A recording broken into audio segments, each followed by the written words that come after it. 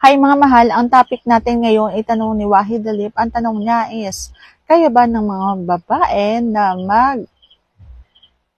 ganon sa kanilang sarili, dan sa baba, at palitan na lang natin yung term ng araw-araw or alternate days. Ayan ang ating pag-uusapan for today's video.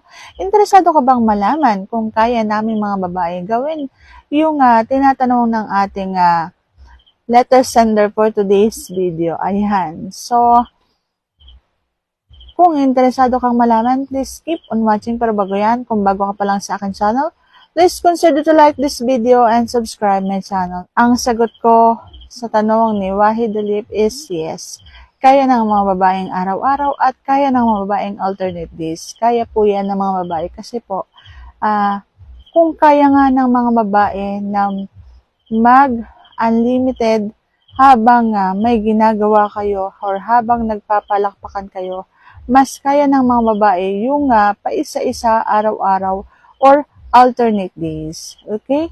So, yan talaga yung kung sa lalaking kailangan pa ng pahinga para magkaroon ng susunod na paglabas, kung halimbawang nagpapalakpakan kayo, ang mga babae is kaya ng sunod-sunod.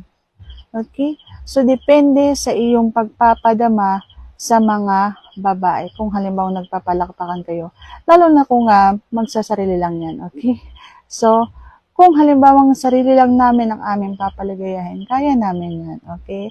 So, ako bilang isang babaeng gumagawa nun, so, ang sagot ko is yes. Kayang-kaya. At yan lang mga kayo masasagot for today's video. Sana nagustuhan mo ang aking sagot. And if you like this video, please consider to like this video and subscribe my channel. Thank you for watching. See you on my next vlog.